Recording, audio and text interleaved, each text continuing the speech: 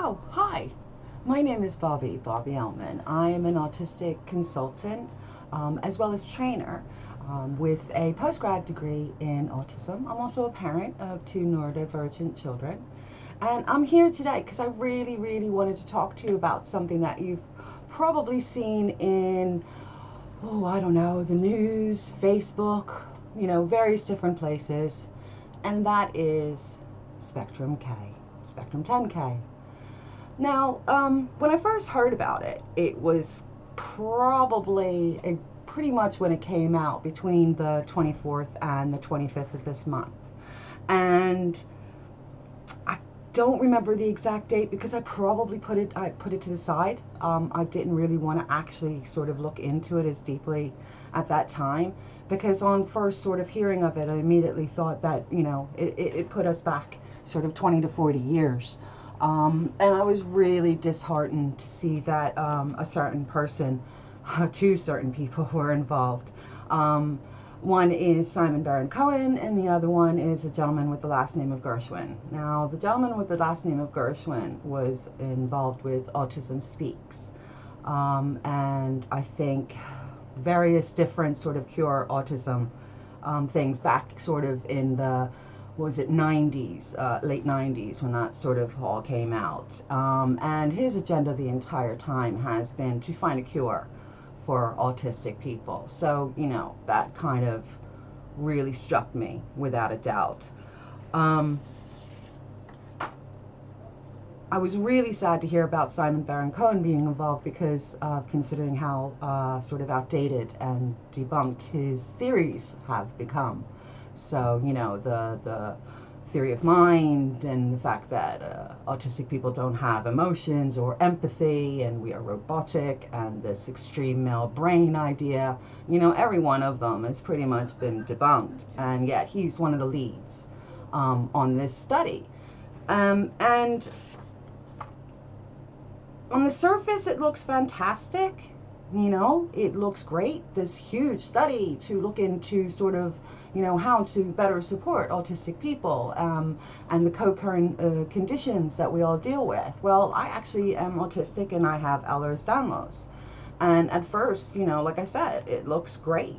But then, and it looks like it's going to support people like me and my kids. But then I started to look into it and I started to think, consent. They're asking for autistic children to be a part of this. Autistic children cannot give their own consent. That consent is obviously given by their parents. And I could go into detail about how it concerns me because some parents, are still of the ilk that they want to cure their neurodivergent or autistic children. But I won't go too deeply into that. But, it exists. They're out there. So these kids are being signed up, and they have no consent. Consent's also an issue with me because they're planning on holding on to this data. Once they get your DNA, it becomes data, and that data is going to be held on to them.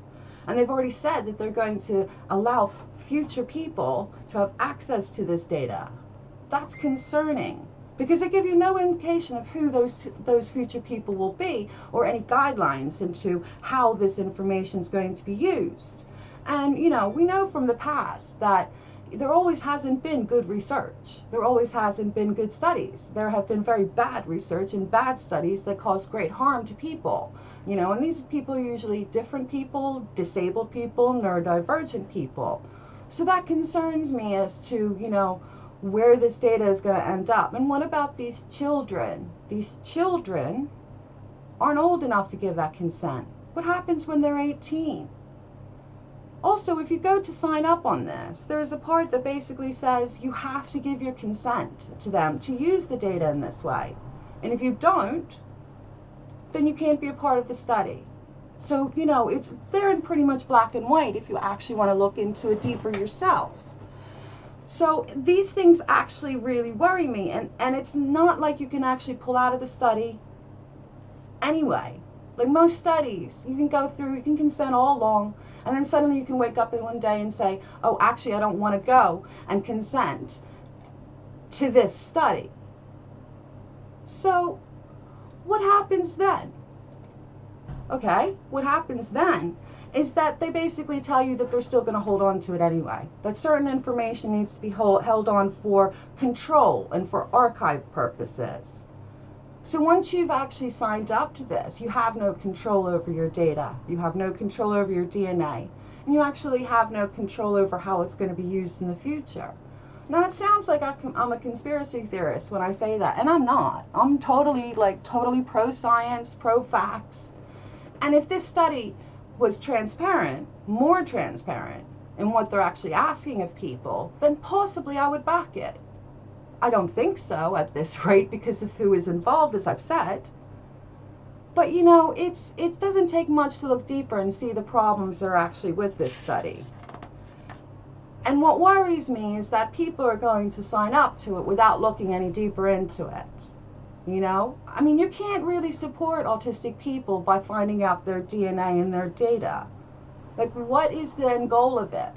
I'm not sure it's actually to support us, because at some point, I'm sure there was a tweet out there that basically showed that it says at the bottom of this study at some point in the, you know, the fine line of text that's there, that it's not going to benefit autistic people. So if that's true, then why are we even doing this? Why are we accepting it? And they've got thousands of people already signed up. I don't know if they've hit their goal yet. But, you know, I'm part of a group called Boycott Spectrum10k. And we're on Twitter, and we're on Facebook. And we've got a statement out there that basically lays out all our concerns. I really, really suggest you go have a look at it. It's really important for all of us. And if you're a parent of an autistic child, it's vital information for you, for that child, before you even think of signing them up to this. So thank you for listening. And once again, boycott Spectrum10k on Twitter, Facebook, and Instagram. Do check us out. Bye.